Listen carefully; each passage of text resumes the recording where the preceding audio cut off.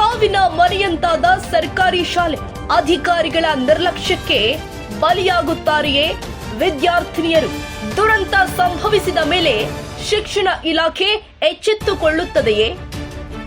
ಬಡ ಮಕ್ಕಳ ಪ್ರಾಣಕ್ಕೆ ಬೆಲೆಯಿಲ್ವಾ? ಬಿಇಒ ಸಾಹೇಬ್ರೆ, ಸ್ವಾತಂತ್ರ್ಯ ಪೂರ್ವದ ಐತಿಹಾಸಿಕ ಶಾಲೆ ಉಳಿಸಲು ಯಾಕಿಷ್ಟು ನಿರ್ಲಕ್ಷ್ಯ? ತಿಪಟೂರಿನ ಹೃದಯ ಭಾಗದಲ್ಲಿ ಇರುವ ಆ ಶಾಲೆಗೆ 100 ವರ್ಷದ ಇತಿಹಾಸವಿದೆ. ಸ್ವಾತಂತ್ರ್ಯ ಪೂರ್ವದಲ್ಲೇ ನಿರ್ಮಾಣವಾಗಿ ಸಾವಿರಾರು ಹೆಣ್ಣು ಮಕ್ಕಳಿಗೆ ಅಕ್ಷರ ದಾಸೋಹ ಕೊಟ್ಟ ಪುಣ್ಯ ಭೂಮಿ ಅದು. ಆದರೆ ಇಂದು ಅಲ್ಲಿನ ಸ್ಥಿತಿ ನೋಡಿದ್ರೆ ನಿಮ್ಮ ಕರಳು ಕೂಡ ಚುರುಕನ್ನತ್ತೆ. ಶಿಥಿಲಗೊಂಡ ಗೋಡೆಗಳು, ಸೋರುತ್ತಿರುವ ಚಾವಣಿ, ತಲೆ ಮೇಲೆ ಯಾವಾಗ ಬೀಳುತ್ತದೋ ಗೊತ್ತಿಲ್ಲದ ಸಿಮೆಂಟ್ ಚೆಕ್ಕೆಗಳು.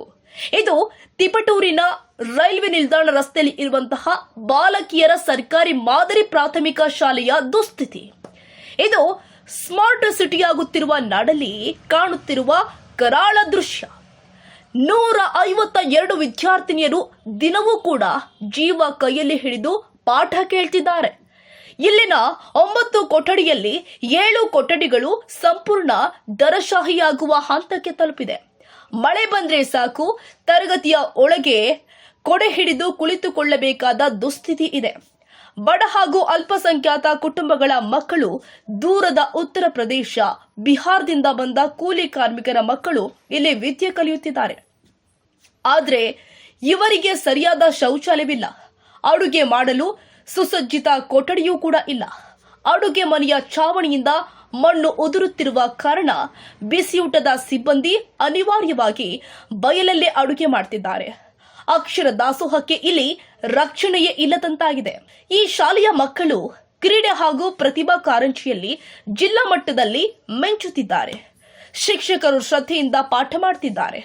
ಬ್ಯಾಂಕ್ಗಳು ಹಾಗೂ ಹಳೆಯ ವಿದ್ಯಾರ್ಥಿಗಳು ಕಂಪ್ಯೂಟರ್ ಕೊಟ್ಟಿದ್ದಾರೆ. ಆದರೆ ಇವುಗಳನ್ನ ಇಡಲು ಸರಿಯಾದ ಸೂರಿಲ್ಲ.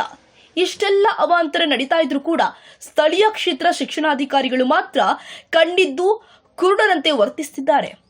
ಕ್ಯಾರೆ ಎನ್ನದ ಅಧಿಕಾರಿಗಳ ಮೌನಕ್ಕೆ ಬಡ ಮಕ್ಕಳ ಜೀವ ಅಗ್ಗವಾಗಿ ಹೋಗಿದ್ಯಾ? ಸ್ಥಳೀಯರು ಮತ್ತು ಪೋಷಕರು ಈಗ ಆಕ್ರೋಶಗೊಂಡಿದ್ದಾರೆ.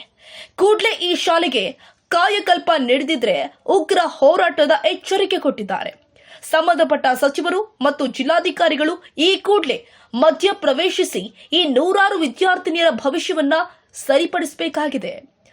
ರಾಷ್ಟ್ರಕ್ರಾಂತಿ ನ್ಯೂಸ್, ತಿಪಟೂರು.